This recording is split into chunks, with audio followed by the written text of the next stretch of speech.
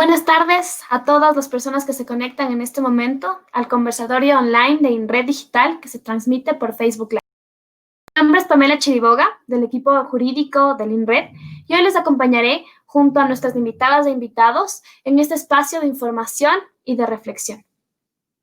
A los y las cibernautas les recordamos que nos pueden enviar sus comentarios y sugerencias a nuestras redes sociales. En Facebook estamos como INRED Derechos Humanos y en Twitter como INRED 1. Este conversatorio se titula Personas desaparecidas en Latinoamérica. Desde ya, invitamos a todas las personas que siguen en esta transmisión a que participen con sus comentarios y preguntas para los panelistas, porque revisaremos algunos de ellos en la parte final de la transmisión. Ahora revisaremos brevemente un poco de información sobre el tema. La problemática de las personas desaparecidas en Latinoamérica es una realidad histórica, producto de conflictos sociales y políticos internos de los países. La ausencia de seguridad para la población, varios delitos vinculados a las desapariciones y otros factores que se han evidenciado durante las últimas décadas en cada uno de los países de Latinoamérica. En una nota de la agencia EFE, se señala que la ONG Latinoamérica Derechos Humanos indica que algunas entidades oficiales cifran en más de 200,000 los desaparecidos en Latinoamérica solo durante las últimas 2 décadas. De acuerdo a la doctrina internacional, al derecho internacional de los derechos humanos, los estados son los principales garantes de los derechos de los individuos en su territorio y por eso los estados pueden ser objetos de responsabilidad internacional por acción en el caso de las desapariciones forzadas y por omisión en el caso de las desapariciones involuntarias, es decir, cometidas por agentes particulares, cuando se demuestre que no han cumplido cabalmente con la obligación de investigar, judicializar y reparar a las víctimas. Esto es un extracto tomado del libro Una luz en el olvido, personas desaparecidas en el Ecuador. La agencia EFE también menciona que México, Colombia, Guatemala y Perú registran las cifras más altas de personas desaparecidas en Latinoamérica, una de las regiones más afectadas por este problema y por la falta de justicia y esclarecimiento en casos registrados hace más de 50 años. Hoy queremos conocer más acerca de la problemática a nivel de la región y de hecho que afrontan algunos países latinoamericanos, y por eso damos la bienvenida a los y las panelistas. Primero, a Luis Aguilar desde Perú. Él es el director de programas y proyectos de la Organización Capital Social y Humano, CHS, alternativo, que lleva más de 16 años de trabajo promoviendo la protección de los derechos de las personas, y una de sus líneas de trabajo es personas desaparecidas. Luis también es abogado por la Universidad Católica, con estudios de especialización en derechos humanos, género y gobernabilidad y empoderamiento comunitario. Muchas gracias, Luis. Gracias. Desde Colombia nos acompaña Luis Marina H., vocera nacional de Movice, Movimiento de Víctimas de Crímenes de Estado. Movice es un proceso organizativo que se funda en 2005 gracias a la confluencia de más de 200 organizaciones de víctimas de desaparición forzada, ejecuciones extrajudiciales, asesinatos selectivos y desplazados, así como organizaciones acompañantes y defensoras de derechos humanos. Luz ha sido dirigente sindical durante 45 años, es defensora de derechos humanos, madre de 2 hijas y 2 hijos, abogada no litigante. También fue víctima de desaparición forzada hace 33 años. Un gusto tenerte aquí, Luz. Muchas gracias. Y finalmente nos encontramos con Julio Sánchez desde México. Él es el fundador y organizador de la Caravana Internacional de Búsqueda de Personas Desaparecidas, un proyecto que nace en 2017 y el objetivo de buscar a personas desaparecidas y generar conciencia en la sociedad para que también brinden información que podría ayudar a localizar a personas desaparecidas. Julio también es doctor en investigación educativa y desde el 21 de enero del 2012 busca en todas partes y de diferentes maneras a su hija Tana.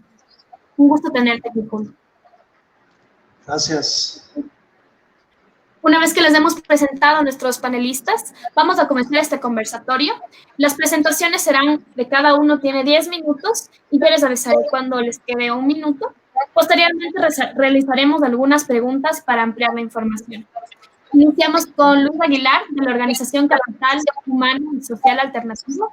que nos presentará el tema Perú y las exigencias para mejorar el sistema de búsqueda de personas desaparecidas. Tienes la palabra, Luis. Muchas gracias.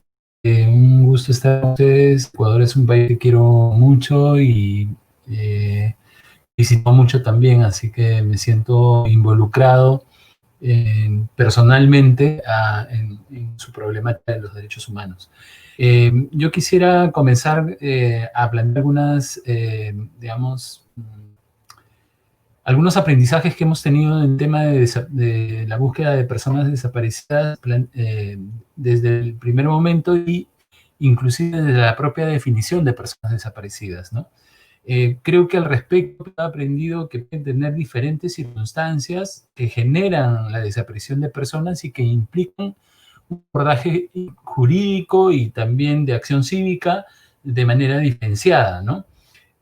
Por un lado están las desapariciones de personas de carácter forzado, vinculados sobre todo a los conflictos armados no internacionales, o lo que se suele conocer como guerras civiles o conflictos armados internos, y Perú lo ha vivido durante más de 2 décadas, por lo menos, ¿no? Inclusive tuvimos una comisión de la verdad que estudió el tema de la desaparición forzada de personas. Por supuesto, a eso no voy a entrar, porque creo que, por ejemplo, la compañera de Colombia puede plantear una realidad todavía mucho más cercana que la peruana, que de alguna manera culminó el año 2000. Otra circunstancia en relación a las personas desaparecidas está vinculada con la existencia de situaciones de violencia estructural, y ahí características de la desaparición de personas en el marco, por ejemplo, de la existencia de grandes redes criminales y de una situación de violencia estructural declarada por el derecho internacional como una forma de violaciones a los derechos humanos. Quizás el compañero de México nos lo puede plantear más. Yo quisiera en todo caso referirme sobre todo al problema de la desaparición de personas como un problema de seguridad pública o seguridad ciudadana, ¿no? ¿Qué es lo que se ha hecho alternativo trabajando en los últimos años, o en realidad que está además indicado a su acción, ¿no?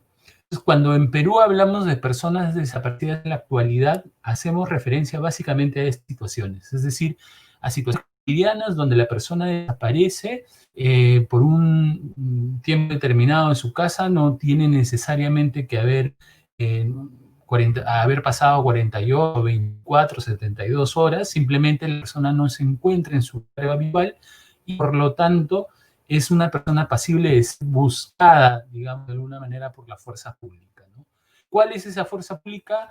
En principio, lo que ha determinado el Estado peruano desde la creación del sistema, vamos a llamarlo así, aunque cada vez más lejano del sistema, es obviamente la Policía Nacional a través de una unidad específica de división de personas desaparecidas, que en la actualidad, por cierto, por parte de la Dirección Ejecutiva que lucha contra la trata de personas, que en el Perú, y esto es un aprendizaje también, una de las características es la relación que existe en la actualidad entre la explotación de personas y las personas y la prisión de personas, ¿no? Eso en cuanto a la definición. Yo creo que ese es el primer aprendizaje. El segundo aprendizaje tiene que ver con la importancia del registro. Nosotros podríamos, si hay oportunidad de ver todo lo que ha sido el proceso de tratar de establecer la magnitud del fenómeno de la desaparición de personas como un problema de seguridad pública, y podríamos decir que hasta el año 2018 habían desaparecido en el Perú, no en un contexto de violencia estructural ni un conflicto armado interno, cerca de 12.475 personas. Y solamente en un año se han contabilizado de esos 12.000, 7.793 personas, el año 2017. En la actualidad no tenemos información al respecto. ¿Por qué no lo tenemos? que cuando el Perú comienza a ser un registro de personas desaparecidas, lo hace a través de una página web que promovió en el Perú CHS Alternativo y en Latinoamérica Desaparecidos, y que la Policía Nacional, el Estado peruano en general, no terminó de asumir responsabilidad a pesar de la ley normativa que así lo establecía. Lo cierto es que esa base de datos literalmente ha dejado de existir y ya no se puede acceder a esa información, y por lo tanto toda la información de más de 10 años de registros se ha perdido. Y en ese sentido, que una de las cosas que desde sociedad civil, por ejemplo, debe cuidarse es la importancia de que se teje y garantice el registro de los casos. Lo tercero, tiene que ver con la importancia de desarrollar institucionalidad. Institucionalidad que no solamente tiene que ver con la identificación de quién tiene la responsabilidad, sino con la construcción de protocolos intersectoriales donde se definan los niveles de coordinación y articulación entre instituciones públicas y, por supuesto, también intrasectoriales, ¿no? Donde establezcan inclusive algunos parámetros en relación a las responsabilidades de determinados actores dentro de las instituciones, y también, por no, el régimen disciplinario que asiste cada vez que una persona no cumple con el deber, por ejemplo, de aceptar la denuncia de la desaparición de una persona. Son innumerables los ejemplos que uno podría encontrar en los medios de comunicación en el Perú. Muchos de ellos se han convertido en ley, por ejemplo, la ley Brunito, ¿no?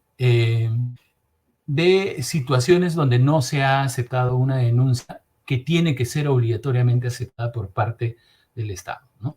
Por supuesto, los protocolos no solamente tienen que quedarse en la denuncia, sino otro aprendizaje también ha sido, por ejemplo, la importancia de desarrollar un sistema de alerta. Es decir, una vez que se hace la denuncia, se registra la denuncia, tiene que haber un sistema de seguimiento y tiene que haber una respuesta rápida, directa, por parte del Estado. Ese es un aprendizaje que no es solamente de Perú, sino que viene inclusive de Estados Unidos.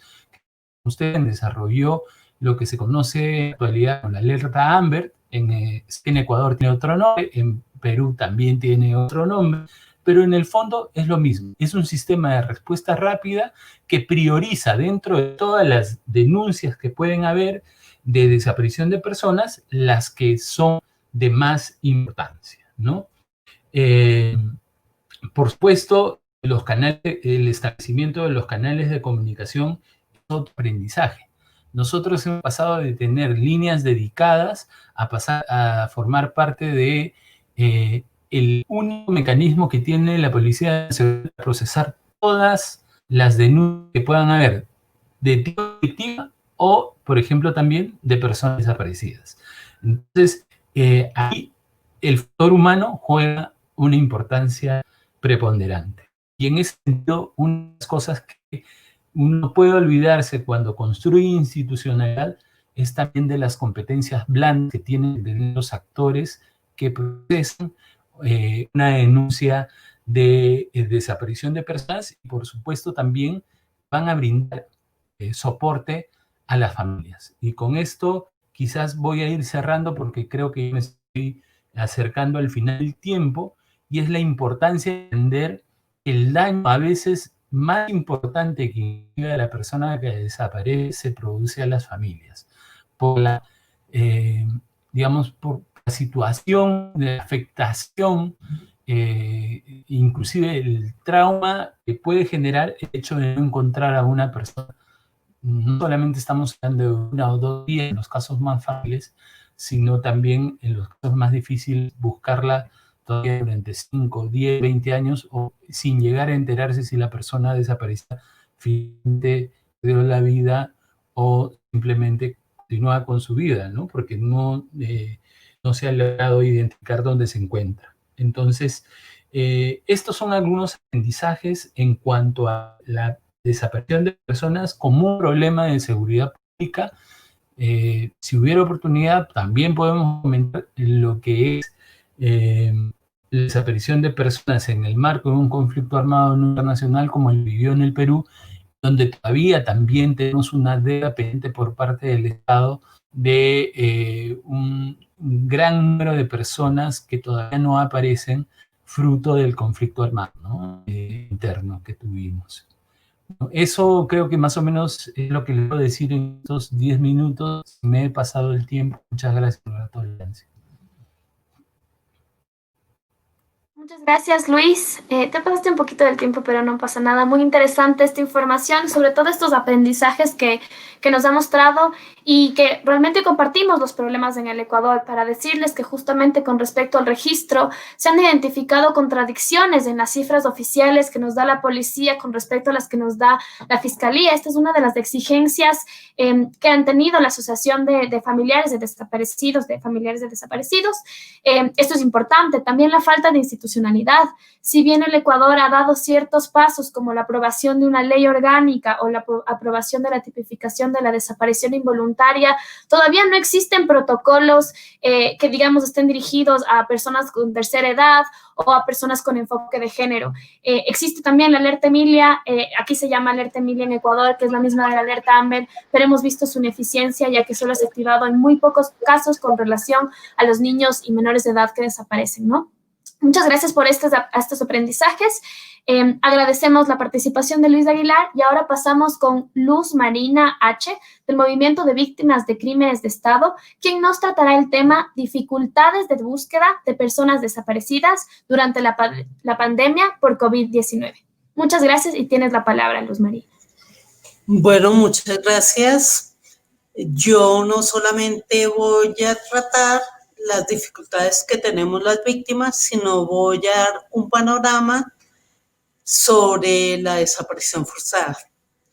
En Colombia, el país de América Latina con la democracia más antigua, empezó a presentarse este delito conocido desde el 1977, donde hubo la denuncia de la desaparición forzada de una bacterióloga de la Universidad Nacional, la cual contaba con 5 meses de embarazo. Hasta el día de hoy, su caso sigue en la completa impunidad y desde ahí empezó a tener en Colombia a verse una práctica de esta forma de combatir al opositor político.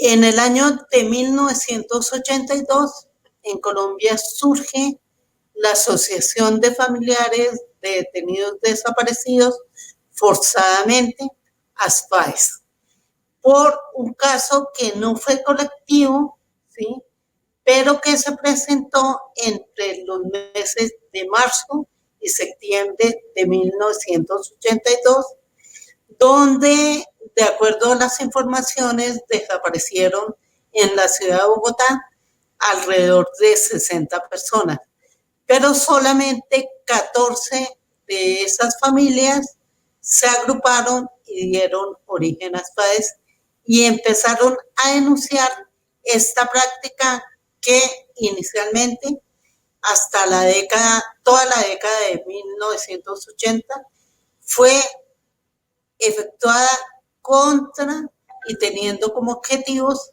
a todos los opositores políticos.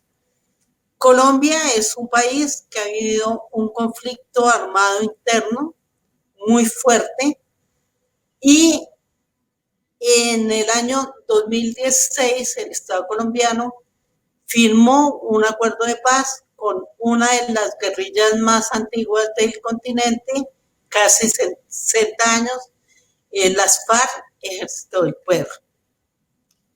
Se supone que producto de ese acuerdo de paz surgió un sistema integral de verdad, justicia, reparación y garantías de no repetición.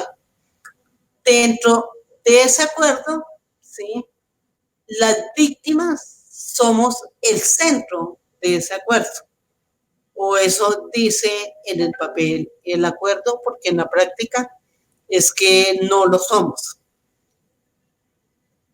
El Centro Nacional de Memoria Histórico, que surge de acuerdo a las exigencias de las víctimas en el año 2012, da como una cifra de personas detenidas desaparecidas 82.998. Cuando surgen las entidades del acuerdo de paz, surge dentro de ellas la Unidad Nacional de Búsqueda de Personas dadas por desaparecidas en el marco del conflicto armado. Esa unidad maneja una cifra de 120.000 personas desaparecidas, no todas forzadamente, sino que hay diversas formas de desaparición. Entre ellas se encuentran las personas que fueron secuestradas, cuyos familiares nunca más volvieron a tener conocimiento de estas personas. Igualmente, las personas que fueron reclutadas forzadamente por la guerrilla y que sus familiares nunca han sabido de su paradero o de si están vivos o no. Con ese panorama, ese número de personas detenidas desaparecidas, nosotros sí tenemos un reto. Y es que por primera vez en Colombia existe un ente oficial que es la unidad, que por más de que fue creada por un acuerdo de paz, se debe a algunas condiciones y exigencias que el Estado colombiano le va a hacer. Es un reto y esta cuarentena tiene muchas dificultades, por no decir casi todas, en torno a la búsqueda de las personas desaparecidas.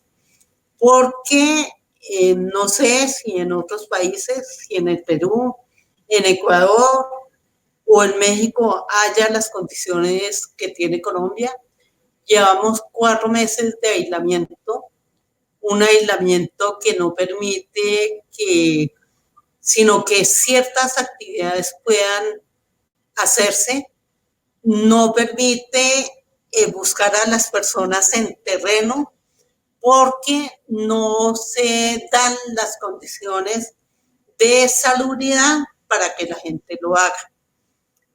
Las víctimas y junto con la unidad nos hemos dedicado fundamentalmente a seguir dando elementos para la búsqueda, continuar cada vez más dando detalles, documentando, dando información a la unidad, pero en la práctica la búsqueda está parada hace 4 meses, o sea, a nivel nacional.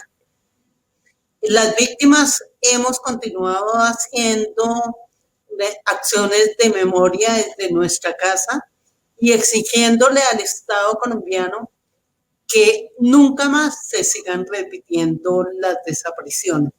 Sin embargo, tenemos que decir que no es una historia, sino que es una realidad hoy, porque aún continúan desapareciendo a las personas. A pesar del aislamiento y la pandemia, en Colombia en los últimos 4 meses hemos tenido 15 detenciones, desapariciones, y el Estado colombiano no se pronuncia. La unidad va a investigar solamente hasta el día de la firma del acuerdo de paz, es decir, el 16 de diciembre del año 2016. Las desapariciones que han continuado presentándose, hay una entidad que surgió producto de la promulgación que reconoció el delito en Colombia, que es la ley 535 del año 2000. Allí se creó la Comisión de Búsqueda de Personas Desaparecidas, comisión que dentro de sus objetivos nunca ha tenido como función la búsqueda de las personas, sino impulsar con la Fiscalía las investigaciones de las personas desaparecidas. Hoy tenemos una gran preocupación y es qué va a pasar cuando el Estado colombiano ha ordenado que las víctimas del COVID-19 sean incineradas.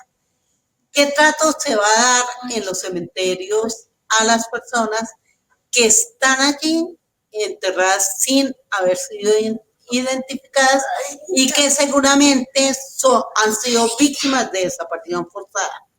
Esa es una preocupación que tenemos. Se ha hablado con la unidad. La unidad ha hecho pronunciamientos y de hecho al gobierno nacional le planteó que no se le puede dar el mismo trato a las personas no identificadas inhumanas que a las personas que hayan sido muertas producto del COVID-19. Sin embargo, como no tenemos en ese momento la certeza de saber qué es lo que se está haciendo, tenemos esa gran preocupación. Yo dejaría por ahí. Más adelante estaré dispuesta a contestar las preguntas que se den, pero también ese aislamiento nos ha cambiado la vida en muchas cosas, ¿sí? En el caso mío, pues yo soy encerrada hace 4 meses porque ya soy una mujer de la tercera edad y supuestamente una de las medidas que se han tomado es que las personas mayores, con el argumento de que nos están cuidando, no podemos hacer algunas actividades. Nosotros seguimos insistiendo en que no puede permitirse que eso se dé. Se presentó una tutela exigiéndole al gobierno que las personas mayores de 60 años, al igual que el resto de la sociedad, tenemos derecho y mucho más cuando somos víctimas.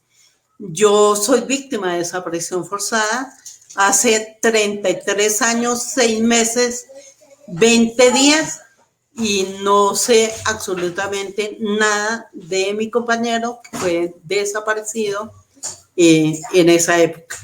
Entonces yo dejaría por ahí y más adelante contestaría lo que deba contestar. Muchas gracias, Luz Marina. Un gusto conocer tu comentario y de hecho saber que a pesar de ser víctima eres una sobreviviente y aparte sigues en la lucha justamente para exigir tus derechos y exigir los derechos de las personas que siguen desaparecidos. Según lo que nos dice Luz Marina, existen 120,000 personas que están desaparecidas, 120,000 familias que no tienen una idea del paradero de sus familiares. Si bien el Ecuador no comparte la problemática del conflicto armado o de una dictadura que haya sido muy fuerte, como la experiencia de Argentina o Chile, Ecuador sí tiene y sí, digamos, sí tuvo un proceso autoritario en 1984, que justamente en donde se reportó, la Comisión de la Verdad que se creó, reportó 119 casos con un total de 456 víctimas. De estos casos, hay 17 casos de desaparición forzada y 68 de ejecuciones extrajudiciales. Sin embargo, solo 11 casos han iniciado su judicialización y solo 2 tienen una sentencia en firme. Si bien no compartimos finalmente los conflictos, nos damos cuenta que la desaparición forzada igual es una realidad que nos pertenece, igual es una realidad del que el Estado no ha dado respuesta. Y finalmente, también compartimos lastimosamente la problemática de que durante la pandemia, durante todo este tiempo que el Ecuador también ha estado confinado y aislado, no se ha dado ningún tipo de desarrollo ni de avance en las investigaciones. Y esto justamente ha permitido que las organizaciones de familiares de personas desaparecidas tengan que hacer conversatorios, plantones en línea y otro tipo, plantones también presenciales con medidas de bioseguridad para exigir que el Estado, no por la pandemia, deje de cumplir sus obligaciones de investigación y de judicialización. Agradecemos la participación de Luz Marina. Y pasamos a nuestro tercer panelista, es Julio Sánchez desde México, el fundador de la Caravana Internacional de Búsqueda de Personas Desaparecidas, que hoy va a hablar del tema México y los procesos de organización social para la exigencia de la búsqueda de personas desaparecidas. caso Caravana Internacional. Muchas gracias, Julio, y tienes la palabra. ¿Qué tal? Buenas tardes a todos. Bueno, yo quiero hablarles principalmente de la tragedia humanitaria que sucedió en México hace ya bastantes años. Esa tragedia humanitaria nos cambió la vida a toda la gente que fuimos víctimas, ¿sí? Miren, en los últimos 10 años, 10 o 12 años, aunque como dijo un panelista anterior, la desaparición de nuestros familiares la hemos vivido desde los años 70. Sabemos que el número ha sido mayor aquí en México, a partir de la guerra contra el narco, que fue declarada por Felipe Calderón, el entonces presidente de la República, a los grupos del crimen organizado, y después la continuó Enrique Peña Nieto, el presidente que acaba de salir. Sí, miren, la violencia de nuestro país se recrudeció hasta límites insospechados, límites que jamás no podemos pensar cómo la gente puede hacer tales cosas. Se recrudeció a partir del 2011. Fue cuando mujeres, hombres, niñas, niños, sin ninguna causa fueron desaparecidos. Muchos y muchas de ellas estaban en tránsito, otros fueron sacados de sus hogares y muchos fueron reclutados en grupo. Hasta el momento no sabemos dónde están, quién los tiene, dónde se encuentran o por qué se los llevaron. En el 2011 también Rodrigo Escobar Gil, que entonces era relator especial para México de la Comisión Interamericana de los Derechos Humanos, le llamó la tragedia humanitaria de México. Bien, voy a poner un caso que sería el mío. ¿Cómo fueron los inicios? ¿Cómo fueron los inicios de nuestro caso? Bueno, pues un día 21 de enero del 2012 nos llamaron para pedirnos rescate porque habían secuestrado a nuestra hija Tania Sánchez Aranda, ¿sí? Inició ahí momentos de desesperación porque no sabe uno qué hacer, no sabe uno. Fuimos a las autoridades prácticamente los tuvimos que obligar a que nos hicieran una especie de denuncia, que no fue denuncia, sino fue nada más un papel, un acta por ahí, lo cual estaba totalmente fuera de la ley.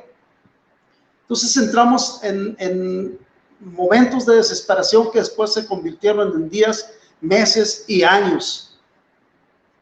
Una desesperación tal que después notamos que estábamos haciendo mal las cosas, pero porque no sabíamos qué hacer. Hubo momentos en que dijimos, bueno, nos la pasábamos nosotros en los escritorios de las gentes, de las autoridades. Nos la pasábamos buscando en los escritorios porque pensábamos que eran personas que se ponían en nuestros zapatos y que sentían nuestro dolor, pero no era así. Vimos que era pura simulación, al grado de que nosotros aportábamos muchos datos de investigación, muchísimos datos, y un día, casi año y medio después de esta tragedia, pues pedimos ver el expediente, lo vimos y no era más que los únicos datos que nosotros habíamos aportado. Esto habla de la enorme simulación que tenían las autoridades y pues nos dimos cuenta de que eran parte de la nómina de la delincuencia organizada también las autoridades. Entonces, esa búsqueda no dio nada de resultados.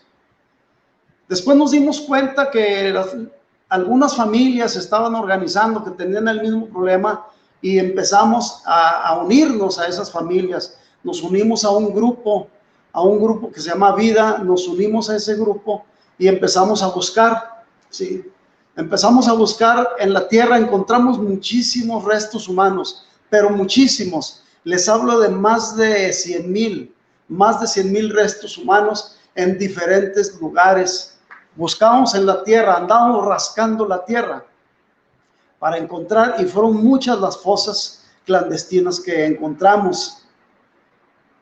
Hasta que un día yo dije, bueno, yo estoy buscando a mi hija muerta, solamente muerta, pero las mismas probabilidades que existen de que esté muerta es que también esté viva. Y yo buscándola nada más en la tierra, bajo tierra, bueno, tengo que buscar de otra manera. Con esa premisa nace la primera caravana internacional de búsqueda de desaparecidos en México, o de búsqueda de desaparecidos en vida. Dije, hay que buscarla viva también. Y empezamos a buscarla, hicimos una caravana por 5 ciudades del estado de Coahuila. Esa fue la primera caravana, la primera de 5 que hemos hecho.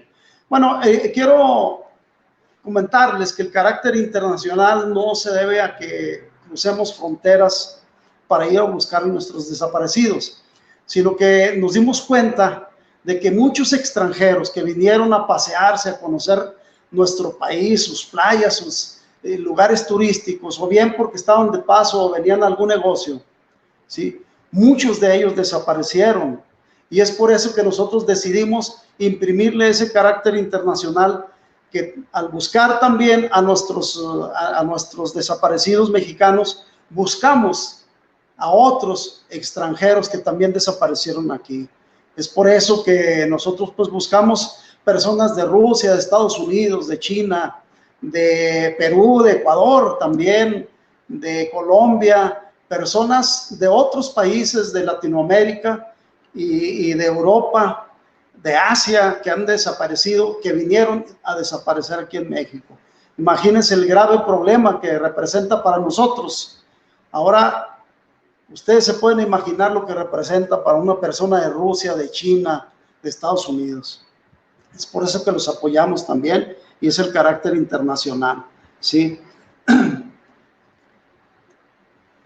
Pero ¿qué es la caravana? Bueno, la caravana es un movimiento pacífico de búsqueda, principalmente en vida de personas mexicanas y extranjeras que desaparecieron aquí en nuestro país.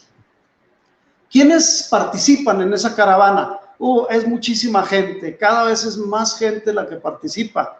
Se integra por personas mexicanas y extranjeras a las que nos cambió la vida para siempre, porque un día nuestro hijo, nuestra hija desapareció y ya no regresó a casa jamás, ya sea porque lo desaparecieron o porque lo secuestraron.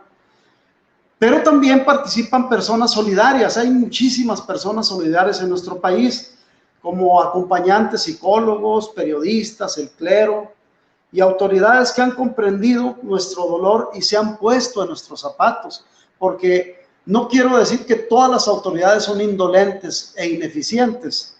Sí es la mayoría aquí en nuestro país, pero sí hay algunos que se ponen la camiseta y que se entregan. ¿Cuál es el objetivo principal de esta caravana? Bueno, pues además de buscar a nuestros desaparecidos, pretendemos despertar también conciencia en la sociedad, para que aquellos que saben algo, hay muchísima gente que tiene información, hay muchísima gente en la sociedad que sabe algo, pues que se despojen de sus temores porque tienen mucho miedo de hablar, que se pongan en nuestros zapatos y nos digan en forma anónima si saben algo de nuestros desaparecidos. Esa es la forma en que podemos buscarlos, ¿sí? Cuando alguien nos da información. Se garantiza también total discreción y anonimato para salvaguardar la seguridad de ellos y de nosotros también. Igual también pretendemos sanar el tejido social tan dañado por la violencia en nuestro país, generando conciencia en los estudiantes universitarios, en esos futuros profesionistas, por medio de foros universitarios. Vamos a las escuelas, vamos a las universidades, vamos a los bachilleratos, ¿sí? Andamos dando pláticas, conferencias, foros universitarios que nos han dado resultado. Hemos visto a mucha gente entristecerse con nuestras historias y llorar. El objetivo no es hacerlos llorar, sino despertar su conciencia, porque muchos de ellos pues piensan que eso le va a pasar a otros. A mí nunca me va a suceder, así como yo pensaba antes. Bueno, quiero decirles qué actividades realizamos con la caravana. Primero que nada, como lo hacemos en varias ciudades, una caravana generalmente dura 15 días. Por lo tanto, vamos a 5 o 6 ciudades de la República Mexicana. Y es todo un procedimiento, es difícil la organización.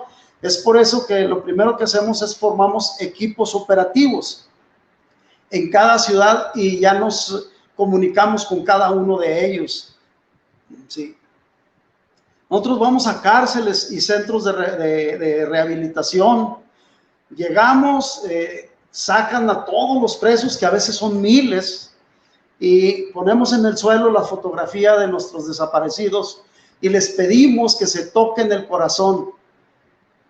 Les generamos la conciencia para que se toquen el corazón y nos digan si reconocen a alguien. Uno por uno va pasando viendo las fotografías. Y de ahí, si alguno reconoce, dice, esa persona yo la he visto, como ha sucedido muchas veces. A eso le llamamos nosotros un posible positivo, porque posiblemente encontremos a esa persona con vida si la buscamos, con los datos que nos den esas personas. También en centros de rehabilitación hacemos lo mismo. Buscamos también en los archivos fotográficos de centros de regulación sanitaria. ¿Qué es eso? Miren, todos sabemos que a nivel mundial, después del narcotráfico, el negocio más lucrativo es la trata de personas.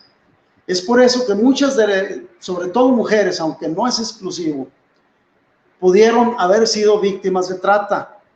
Y en los centros de regulación sanitaria en nuestro país, que hay una en cada ciudad, sobre todo en las ciudades más grandes, ahí les hacen un archivo fotográfico, les toman fotografías, les toman datos, les toman muchas cosas, muchos datos que nosotros son los que revisamos. ¿Por qué? Porque estas personas, muchos de ellos pueden estar trabajando forzadamente en la prostitución, ¿sí? Y se cambian o les cambian el nombre, de hecho les cambian todo, las transforman totalmente. Es por eso que hacemos una revisión del archivo fotográfico. Hacemos también marchas y plantones, pero son marchas pacíficas, totalmente pacíficas, también para generar conciencia en la sociedad. Esas marchas van por las calles principales de la ciudad y termina en la plaza principal. Ahí también mostramos las fotografías y voceamos a través de un megáfono para invitar a las personas para que se acerquen y vean las fotografías, y si saben algo de alguna persona, pues nos lo dicen de manera muy discreta, ¿verdad? Lo cual también ha sucedido. Les voy a poner un ejemplo de un posible positivo en el estado de Michoacán, en la Quinta Caravana. Estábamos en una ciudad, terminamos en la plaza y mostramos las fotografías, se acerca una señora, me habla y me dice, mire, venga, a esta persona yo la conozco. ¿Cómo es que la conoce? Dice, es que yo vendo objetos así de belleza, collares, etcétera. Y aquí a 2 cuadras de aquí de la plaza hay un prostíbulo y yo les vendo a todas las personas, a las mujeres. Dice, y esta persona yo la conozco muy bien porque nos hicimos muy amigas, porque a ella le gusta andar muy elegante siempre. Entonces, eso es un posible positivo y nos ha funcionado también esas marchas y plantones en las plazas, ¿sí? Y como les decía, también vamos a las iglesias, escuelas y universidades a hacer concientización con los alumnos. También buscamos en los CEMEFOS, no nos hacemos fuera de la razón. Nosotros también sabemos que nuestros hijos, nuestros familiares desaparecidos pueden estar muertos. Es por eso que buscamos también en los CEMEFOS, que por cierto, hay más de 35,000 personas aquí en nuestro país, en los CEMEFOS, sin reconocer. Les llaman NN, o sea, es decir, que no tiene nombre, no se desconoce el nombre de esas personas. más de 35,000 personas. Y por eso también buscamos en los CEMEFOS y hemos encontrado personas ahí, desafortunadamente. Le pedimos que vaya terminando con su intervención. Sí, cómo no, voy a adelantar. Igual buscamos en fosas clandestinas. En nuestro país oficialmente hay más de 150,000, perdón, más de 50,000 desaparecidos oficialmente, pero nosotros creemos que son más de 100,000 porque muchos no denuncian, ¿sí? Hay mucha simulación en nuestro gobierno. Bien, quiero decirles por último que la dignidad ha sido y va a ser siempre nuestra bandera de estas búsquedas en vida. La lucha va a seguir, no nos va a detener ni la lluvia, ni el sol, ni el frío. Con la frente en alto vamos a seguir, haremos nuestra lucha en colectivo con familias de varios estados de la República que se han unido para organizarnos, para caminar juntos, para decirles y decirnos que no están solos y que no estamos solos, que seguiremos hasta el final, hasta que la vida, nuestra propia vida, se termine. Muchas gracias y estoy abierto a cualquier pregunta que quieran hacer. Muchas gracias, Julio. Y de hecho la Caravana Internacional es una iniciativa que felicitamos por los grandes logros que ha tenido, y de hecho nos gustaría destacar que existen familiares de personas desaparecidas ecuatorianas que han podido participar en esta caravana internacional. Tenemos a Yanera Constante, madre de Giovanna Pérez, Néstor Salazar, que igual desapareció su esposa y luego lo encontraron ya fallecida. También Lidia Rueda, que es una de las voceras principales de ASFADEC, que es la Asociación de Familiares y Amigos de Personas Desaparecidas en Ecuador. Finalmente, no solo felicitamos esta iniciativa, pero nos parece muy chévere que justamente tenga esta participación internacional y que sea cada vez más personas, más familiares, más amigos, más aliados los que puedan participar en esta caravana. Finalmente, nos gustaría decir que justamente este sentimiento de incertidumbre que genera en la familia es algo que ya ha sido tomado en cuenta por el derecho internacional. La Corte Interamericana ha considerado que la desaparición de una persona se trata de una violación múltiple, pluriofensiva y permanente de derechos, que tiene que ser comprendida y encarada de manera integral, y que ya que deja tanto a la persona desaparecida como a su familia en completa indefensión. Muchísimas gracias a Julio por su intervención, y vamos a seguir con los siguientes, algunas preguntas antes de pasar a posibles preguntas que nos hayan hecho a través del chat y de la transmisión. Luis Aguilar, de acuerdo al portal RPP Noticias, en un informativo del 5 de marzo del 2020, se dice que actualmente el Perú no cuenta con un sistema unificado, público y actualizado de todos los casos de desaparición que se reportan en el país. El 11 de julio del 2013, el gobierno de entonces promulgó la ley N28022, que ordena al Ministerio del Interior la creación del Registro Nacional de Información de Personas Desaparecidas, un tema que tú ya nos habías mencionado antes. Han pasado 17 años sin que esta herramienta, que resulta clave para la máxima difusión de cada caso, sea implementada. En este sentido, ¿cuál sería la relevancia nuevamente del Registro Nacional de Información de Personas Desaparecidas, y por qué crees tú que este registro no se ha creado tras 17 años de haber sido establecido por la ley? ¿Existe, digamos, algún impedimento principal para esto? Muchas gracias. A ver, no, gracias por la pregunta, porque me voy a aclarar un poco las circunstancias que en el Perú han existido en relación al registro, ¿no? El año 2010, CHS Alternativo entregó a la Policía Nacional lo que era hasta ese momento una iniciativa de la sociedad civil, que era el registro de peruanos desaparecidos, una base de datos bastante completa, toda la información que durante cerca de, a esa altura, creo que 4 años, había venido utilizándose para registrar todas las denuncias que desde la ciudadanía sobre la desaparición de personas. Luego de eso, la Policía Nacional emitió una resolución electoral en la que asumía, digamos, como registro oficial a este registro que había nacido en la sociedad civil para poder hacer seguimiento a los casos y continuidad a lo que se había trabajado, ¿no? Sin embargo, luego de eso funcionó cerca de 2 años. Luego de 2 años comenzó a decaer el registro de casos y dejó de actualizarse constantemente. El año 2016 se recibe una comunicación de latinoamericanos desaparecidos que informaban que tenían dificultades para mantener el registro y que estaban pidiendo colaboración por parte de los países que habían adoptado la iniciativa para mantener el registro. Ese pudo ser el momento en el que el Perú podría haber tomado la base de datos que tenía el sistema que era de sociedad civil y trasladarlo operativamente a sus servidores o al lugar donde quisiera alejarlo. Sin embargo, no lo hizo, a pesar de bastante insistencia por parte, entre otras organizaciones, por parte nuestra, y lamentablemente el registro se perdió. Y se perdió tan simple porque la persona que desde Costa Rica manejaba el registro falleció. Primero quedó enferma y después simplemente falleció y lamentablemente en la actualidad ese registro se ha perdido, ¿no?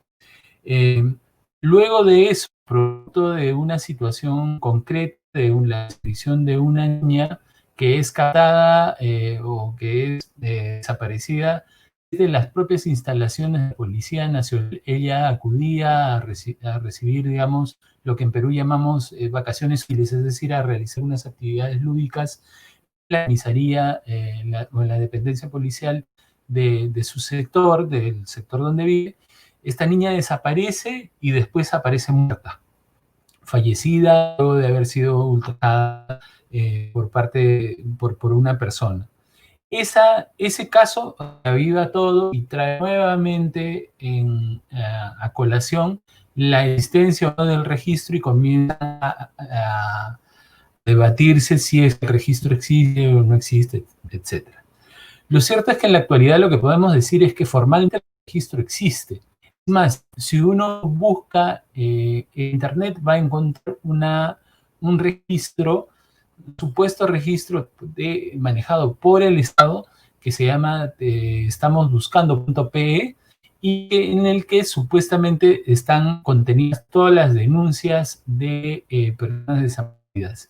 Sin embargo, esas denuncias básicamente son de personas menores de edad y no necesariamente personas adultas, con lo cual dejamos un alto sector de la población sin registro. Y permítame acá tengo la información, por ejemplo, hasta el año 2016 que hablaba que más o menos 1.383 personas habían desaparecido en ese momento, eran mayores de edad, frente a 1.168 menores de edad que habían desaparecido. Es decir, estamos hablando de casi o más de la mitad de personas que habían desaparecido solamente el año 2016. Esas personas no pueden estar dentro de este sistema de Te Estamos Buscando, ¿no? Entonces, en general, el registro tiene una serie de consecuencias. Si yo estoy registrado, por ejemplo, tengo acceso al sistema de alertas. Si yo estoy registrado, mi búsqueda, se emite una circular a toda la Policía Nacional, por lo menos eso dicen los protocolos, otra cosa es ver si pasa verdaderamente o no. Y esa circular tiene que ser, debería dar prioridad cada dependencia policial para buscar a las personas que hayan, por cuya desaparición, se haya emitido esta circular. Ahora, en la práctica, la verdad es que eso no funciona. Yo tengo una experiencia personal totalmente de un familiar mío menor de edad con algunos rasgos que desapareció durante 4 años y él estaba desaparecido básicamente al costado de la dependencia policial donde vivía. Y fue encontrado de casualidad por una persona amiga de la familia, ¿no? en la práctica no funciona necesariamente. Hay un quiebre entre la práctica y la vida, digamos, ¿no? Entre lo formal y lo formal.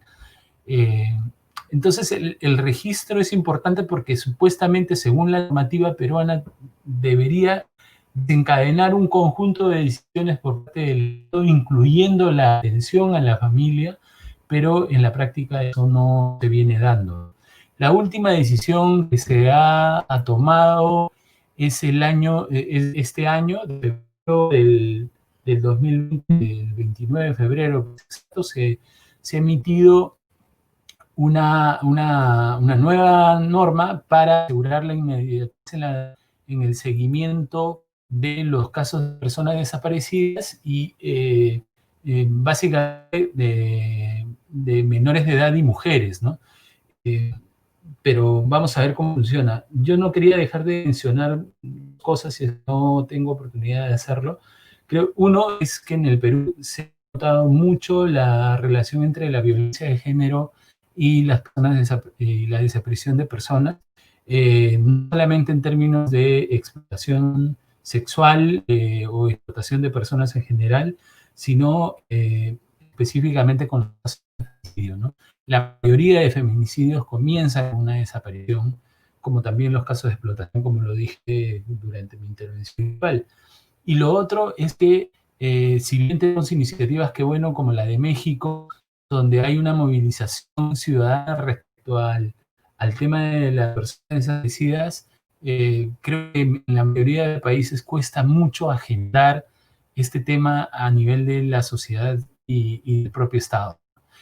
Son solamente las circunstancias penosas de personas fallecidas, desaparecidas, que son víctimas de violencia de género y que terminan siendo casos de personas que al final terminan falleciendo, las únicas que a veces generan algo de ruido público.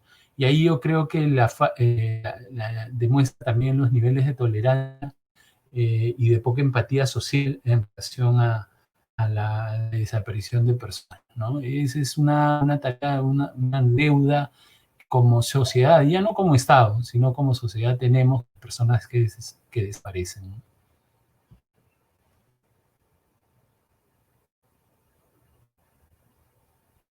Muchas gracias por la respuesta.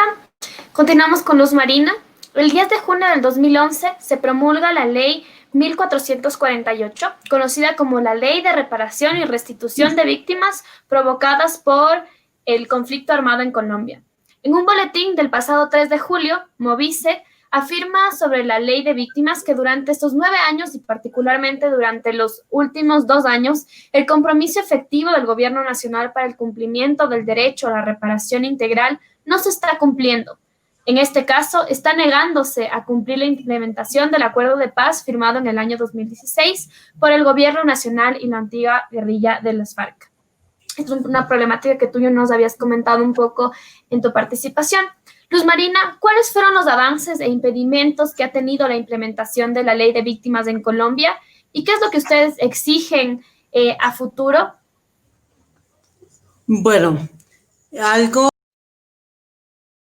intervención principal no dije es que en Colombia el tema de la desaparición de personas tiene una responsabilidad que es el Estado, sus Fuerzas Armadas y organismos de seguridad y los paramilitares, que son unas organizaciones que han sido prohijadas por el Estado mismo.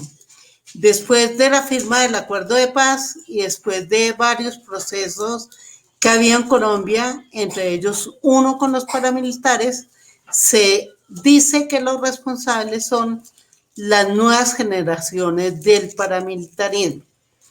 La ley 1448 contempla que efectivamente dentro de su mandato debe ser reparadas las víctimas. Esta entidad que fue creada con el ánimo de aliviar económicamente con la reparación a las víctimas ha sido muy discutida. De hecho, el movimiento no estuve de acuerdo en su creación porque consideramos que no pueden ser consideradas como víctimas los victimarios. Y en el caso de las víctimas de crímenes de Estado, las Fuerzas Armadas para nosotros son victimarios y para la unidad de reparación son víctimas. Es una discusión que está ahí, que nos ganaron políticamente, pero que sigue siendo un talón de Aquiles en esa ley. La unidad se ha dedicado, a pesar de que al principio trató de reparar a las víctimas, se ha dedicado más a la ayuda humanitaria. A las víctimas se les exige que había que declarar los hechos y la mayoría de declaraciones a las víctimas se les obligó a decir que eran víctimas de las FARC, lo que no es cierto. Porque ya cuando se va a hablar con las víctimas, la víctima dice, no, es que para que me registrara la unidad, yo tuve que decir que fueron las FARC, lo que no es cierto, ¿sí? Y en ese momento, la unidad sí ha reparado a algunas personas. Hay registradas alrededor de 10 millones de víctimas y ha reparado a 100.000 víctimas. Eso quiere decir que definitivamente la unidad ni tiene la capacidad económica, ni tiene tampoco el interés de reparar a todo el mundo. En este momento se está discutiendo que para la unidad es más importante la reparación colectiva, que no le significa derogación alguna, sino reconocer que efectivamente se afectó una entidad. Ejemplo, las desapariciones y masacres que hubo contra la gente que estaba vinculada a la Unión Patriótica, un partido fallido en Colombia, que surgió producto de negociación que tuvo Belisario Betancourt con las FARC en 1987. Entonces, la unidad tiene retos y no cuenta con la legitimidad que las víctimas debían darle. Porque si bien es cierto, legítima porque la ley la promulgó, lo cierto es que la unidad no le ha cumplido a las víctimas y cada vez vemos más lejano que efectivamente los cumple. Y mucho más a las víctimas de crímenes de Estado, porque allí una de las exigencias es que los victimarios no pueden ser víctimas, y es la exigencia mayor que tiene el Movimiento Nacional de Víctimas de Crímenes de Estado.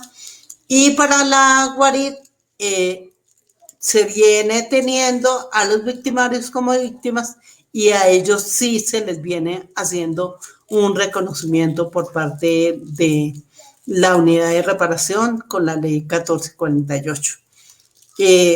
Creemos que para ser reparadas no solamente desde el punto de vista económico, sino que nuestras víctimas tienen que ser sus nombres dignificados, porque aquí en Colombia siempre se ha justificado el tema de la desaparición forzada, planteando que las personas víctimas de ese delito por algo serían. Siempre se justifica que hayan sido desaparecidas y creemos que las víctimas desaparecidas tuvieron un compromiso por transformar este país, por construir un país diferente y, por ejemplo, en la década de los 80, el 100% de personas desaparecidas tenían un compromiso social, eran dirigentes estudiantiles, sindicales, sociales, campesinos. Y luego, en la transformación que ha habido con la desaparición forzada, se vino a convertir en una herramienta de control social que aún hoy en día sigue utilizándose, porque eso paraliza a la gente, produce en la sociedad un efecto nosotros planteamos que un solo desaparecido le hace falta a la sociedad y la desaparición ha generado mucho conflicto en Colombia. Ha roto redes sociales, ha roto el respaldo de la sociedad y tiene muchas aristas. Y esa ley ahorita está siendo reformada y nosotros planteamos que en esa reforma se debe tener efectivamente en cuenta la concepción que tenemos las víctimas de crímenes de Estado y que la unidad no puede seguir siendo solamente humanitaria, ¿sí? Es decir, dando ayudas inmediatas, sino que también tiene que mirar de fondo, ¿sí?, cómo es que se van a reparar las víctimas. Hay un conflicto entre la gente que judicialmente viene siendo reparada, la unidad plantea que ya fueron reparadas y que por lo tanto la unidad no tiene obligación de repararlas. Y además también la unidad viene hablando y ha sacado una cantidad de resoluciones internas donde da prioridad a reparar a las personas mayores de 74 años y a las personas que demuestren haber perdido el 50% de su capacidad laboral. Planteamos que no debe ser así, que todas las víctimas tienen derecho a su reparación y que no solamente sea económica, sino que sea dignificatoria de las víctimas que tenemos nosotros. Muchas gracias, Luz Marina, y nos gustaría recalcar que lastimosamente compartimos otros problemas, tales como los que acabas de mencionar. Existe ya una ley de reparación a víctimas a partir de la Comisión de la Verdad del Ecuador y aún no se han cumplido las reparaciones tal como pasa en lo que nos acabas de contar. No existe solo los recursos económicos, tampoco existe la voluntad política. Había una obligación muy clara de crear el Museo de la Memoria con respecto a las víctimas y hasta ahora no existe cumplimiento efectivo de estas medidas de reparación. Ahora vamos a continuar con una de las preguntas de las redes sociales que está dirigida a Julio. Isabel Espinosa Ortega Hermosa nos menciona: hermosa experiencia la de la caravana. Para replicar una experiencia similar en Ecuador, ¿qué consejos podría darnos para filtrar la información que se recibe y evitar revictimizaciones? Si quieren, en primer lugar, quieren replicar, hacer una caravana allá en Ecuador, realmente, aunque sí encierra sus dificultades, más que nada son problemas de logística, ¿sí? Pero se puede hacer. Nosotros partimos de cero, realmente. En la primera ocasión que hicieron, en la primera caravana, no sabíamos que se necesitaban muchos recursos, pero no sabíamos ni de dónde los íbamos a sacar. Y sí, la iglesia nos ayudó mucho, nos prestaba. No crean que mucha gente pensó que íbamos de vacaciones, ¿no? Pues no, para nada, porque la iglesia nos prestaba algún lugar y ahí nos quedábamos en el suelo. Eso lo vivieron las compañeras, lo pueden constatar las compañeras Lidia, Yanera Constante y todos los que nos acompañaron en la quinta caravana de Michoacán, ¿sí? En cuanto a la revictimización, créanme que sí es un problema un tanto difícil. Es por eso que nosotros hacemos las marchas, es por eso que vamos a las iglesias. Las iglesias, hay mucha gente que sabe cosas, pero también hay gente que revictimiza, ¿sí? Y nosotros por las calles vamos gritando, vamos voceando de que no estamos aquí, que no queremos que les suceda eso a otras personas, no queremos que les suceda a ustedes. Es por eso que andamos marchando. No queremos que un día ustedes, personas que nos escuchan, un día nos anden acompañando porque desapareció su hijo, su hija o su familiar, ¿verdad? Pero sí hay personas que no tienen esa conciencia, que dicen frases tan crueles como: sí, por algo se lo llevaron, es que en algo andaba, Y ahí empieza la revictimización. Realmente sí es difícil, pero se puede generar conciencia en la sociedad. Hay mucha gente que nos ha confesado: yo pensaba que a todos los que desaparecían era porque andaban mal. Es una expresión, ¿verdad?, que escuchamos en muchas ocasiones, y hay gente que lo confesó, dice: ahora entiendo, yo no sé qué haría si un día mi hija desaparece y ya no la vuelvo a ver. Sí, sí cobran conciencia todas estas actividades que realizamos, sí, el hecho de buscar en la tierra, el hecho de buscar en los CEMEFOS, el hecho de hacer una marcha por las principales calles de la ciudad, el hecho de ir a las escuelas, de ir a las universidades, todo eso genera conciencia. A veces en la iglesia, ¿verdad?, nos dan oportunidad también, pues, de lanzar un mensaje a las personas, y esos mensajes siempre son de concientización. Pues es lo que podemos hacer, ¿verdad?, para poder evitar hasta donde podamos la revictimización. No sé si contesté la pregunta, ¿verdad?, pero si hay más dudas, con todo gusto las contestamos.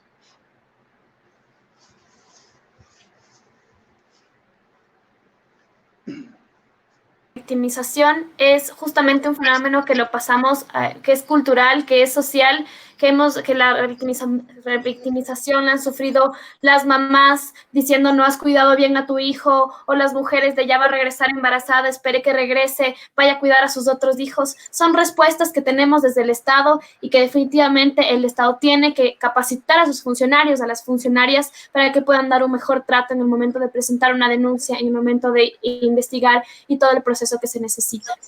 Finalmente, para ir cerrando el conversatorio, vamos a leer solo 2 comentarios más.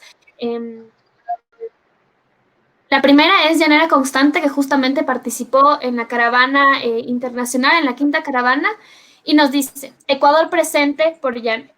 Yane busca a su hija, Yoba, y por todas y todos nuestros desaparecidos, un abrazo a la distancia. Queridos hermanos que compartimos el mismo dolor y sufrimiento, hasta encontrarte, Giovanna. Muchas gracias, doña Yanera, por participar en este conversatorio. Saludos, Giovanna.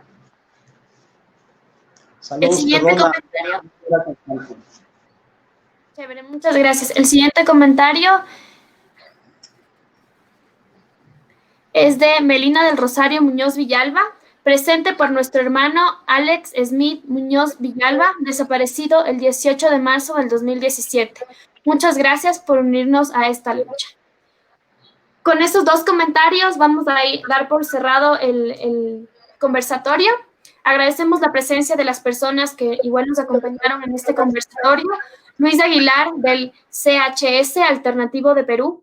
Luis Marina H., vocera nacional del Movimiento de Víctimas de Crímenes de Estado de Colombia. Julio Sánchez, fundador de la Caravana Internacional de Búsqueda de Personas Desaparecidas. Este programa lo podrán encontrar en nuestro canal de YouTube, INRED Digital. Recuerden, si desean que analicemos alguna problemática social, nos pueden dejar sus comentarios en esta transmisión o enviarlas a nuestro correo electrónico comunicación@inred.org. Muchas gracias a los panelistas, a la panelista. Agradecemos a los y las cibernautas que nos han acompañado y esperamos tenerles en otra ocasión. Hasta pronto. Muchas gracias, muy amables. Un gusto. Bueno. Muchas gracias.